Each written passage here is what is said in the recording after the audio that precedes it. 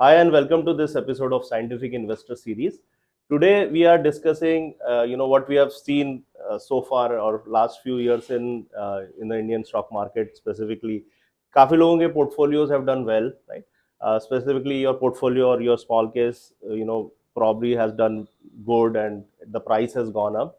And people are puzzled on two counts whether it is time to sell because the price has gone up, or is it a time to put capital or buy this particular portfolio because it is going up, and we have seen a proof of concept and we probably are excited about this particular portfolio. Yeah. So price has gone up, is it time to buy or is it time to sell?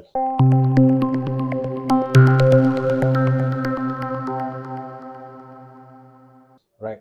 Yeah. So this is how the psychology goes for the guy. So somebody is saying that okay, this has gone up by 30% or 3 times or 6 times or whatever. So maybe the whole thing is now it's out of steam, right? You would have heard of these Yeah. kind of terms.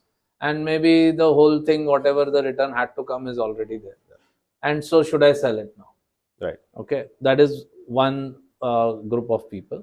Another group of people is saying, oh, I search for something which is performing well, and this is performing well, or this is performing really well. Wow, this has gone up like Right. 3 times or 5 times in last so many years, or 50% in last so many months. Right. And so I love this, and I am getting onto this fast train, right? So, and I want to buy more of it, and I want to invest a lot in this, anticipating that whatever I've seen in the past is going to continue in the future. Both the things are wrong, right? Right. Just because something has gone up by so many times, is it time to exit? That's a wrong thing. It could be time to exit, but it could not be time to exit, right? It could be time to add more. Right.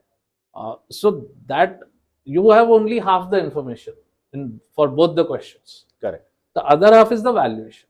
Right? As a scientific investor, we always go back to discount to intrinsic value. And the question is it at a discount to intrinsic value as of now? Right. If something is at a discount to intrinsic value, then there is no reason to sell it. And definitely it's investment worthy. Right. So despite a very high performance in the past, it is worth investing more capital. Yes. Right? And it's not worth exiting unless you need the money. You made profit, you need the money, that's fine, that's okay. A different reason to sell. But just to book profit, it doesn't make sense. So basically you need to come back to valuation, study the valuation. Yes. Study the valuation in looking at the growth prospect also on a sustained way. Yes. And then take a call that whether you want to add more capital or book profits. Absolutely. If it is closer to intrinsic value or higher than the intrinsic value, then maybe it's time to sell. Definitely it's time to sell. Yes. Despite even it if may it continue continues going up, right, that has no meaning. As scientific investors, as soon as it's close to intrinsic value or above, we have to start exiting that. Okay. And as long as it's below intrinsic value, you have to hold on to it or keep adding more. Right.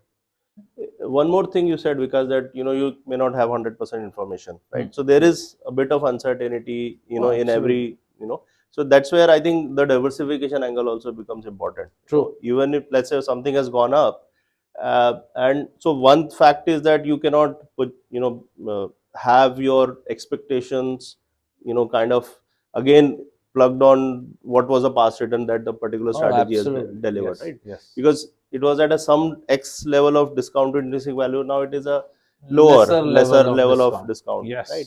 Yes. So expected return from here will be different from what it has delivered in the past. Secondly, because the time horizons could be different, so it's good idea to diversify. Absolutely. So you don't put all your eggs in one basket. You diversify. You find different growth factors. Absolutely. And try and allocate to those. Yes.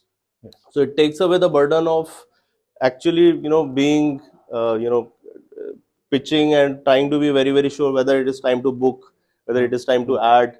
So when you have different things, different allocations, then you can take those active calls or whatever, Absolutely. rebalancing calls. So let's say there are 5 or 6 growth factors, for Right. example, right? Growth in strategies, Right. for example.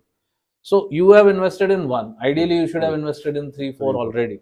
Yeah. But let's say you invested in one, and that was at 90% discount to intrinsic value. It's Right. gone up by 5 times. Hmm. So now it's at 50% discount to intrinsic Correct. value. So you have a 5x return, Right.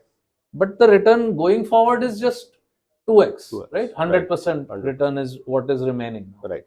Right. till it gets to intrinsic value. So now that is, which is very Which good. is good. Yeah. But Yes. compared to 5x, it is just 2x. Hmm.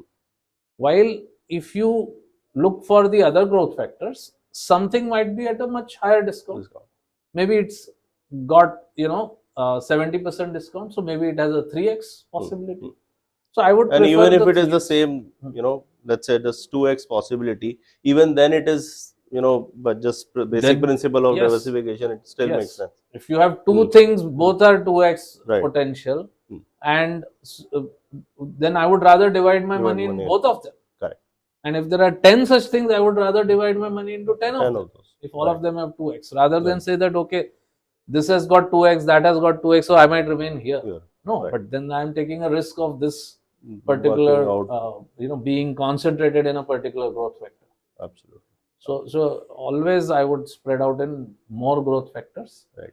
And sometimes even if it's less than slightly lower return also, I would still prefer diversification. Right. Great. So I think it was informative, and essentially what we're trying to discuss here is that there's a systematic approach to arrive at your decisions in terms of your capital allocations, and there are ways, looking at the valuations, looking at how you can diversify to different growth sectors or portfolios. There's a systematic way to approach, so you take informed decisions rather than just taking a hasty decision or kind of preconceived decision that, okay, when it goes 30% up, when it doubles, I'm going to sell it, or and so on. Like we have seen very crazy approaches to these kind of decision making. Hopefully it added value to your approach to investing. Stay tuned, and thank you so much. Thank you. So always keep in mind that investment in securities market are subject to market risks. Read all the related documents carefully before investing. And also that registration granted by SEBI, membership of BSL, and certification from NISM in no way guarantee performance of the intermediary or provide any assurance of returns to investors.